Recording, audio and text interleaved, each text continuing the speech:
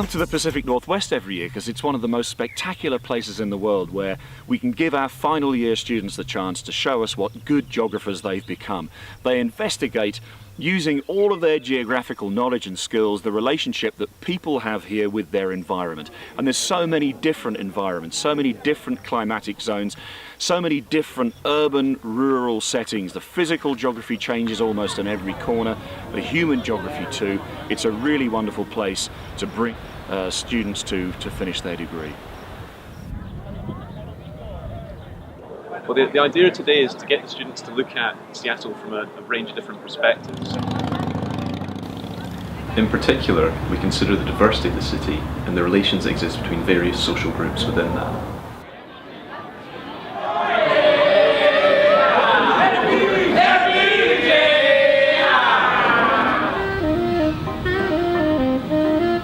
It's that thing of subtle forms of policing that's not, you know, if you don't look for it, you might not see it. I think it's scaring people away. Yeah. One of the reasons we've come to look at the Columbia River is because the sort of such a variety of uses of it. In a moment, we're going to go and visit a hydroelectric power dam, and so that's a modern use. Previous peoples who lived here, such as the Indians, were dependent on it for fishing. It's a modern day recreation area for the urban areas to the on the coast. So there's lots and lots of conflicts over land use in the area, and geographers can examine that really clearly. I guess so fundamentally this is a bit of a pilgrimage. Everyone's learned through GCSE, through A-level about Mount St Helens, and it's just a wonderful, wonderful place to see. Well, 36 years ago this place was razed to the ground. The landscape completely changed. Helicopter pilots talking about a landscape they didn't recognise. People moving out of here because they thought they had no sense of identity. And what the students will find here now is a brand new landscape. In 36 years, all that you see behind me has happened. Fundamental change, volcanic processes, post-processes including riverine and fluvial work.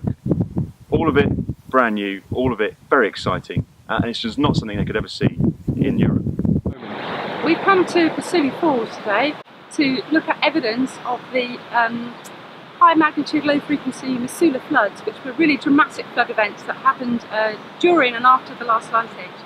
This area would have been covered in hundreds of feet of water, and that's left its mark on the landscape, particularly in the dramatic gorge that you can see behind me. So here on this farm, we do all permanent crops: apples, cherries, wine grapes. We are the U.S. Army Corps of Engineers. It is a military organization. The water pushing against that ice would destabilize it. The water might run underneath the ice. It might actually cause the ice to Next float. mountain, the largest one, is Rattlesnake Mountain. When a fire gets in the understory, it kills the cambium layer and it kills the tree.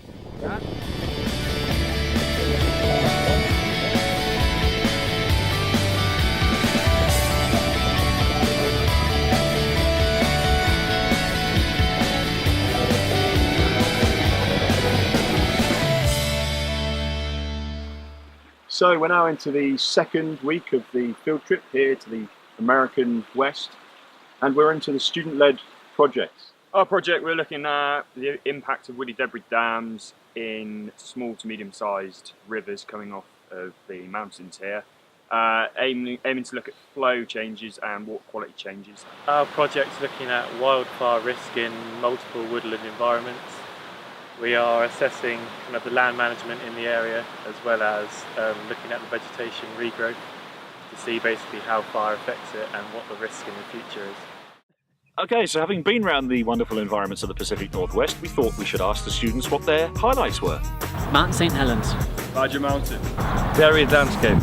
Whitewater rafting. Palouse Falls. I got riding a cocktail. Mount St Helens. Cowboy town of Riggins. Seattle. Farmers. Exploring new landscapes. Go west with Plymouth University.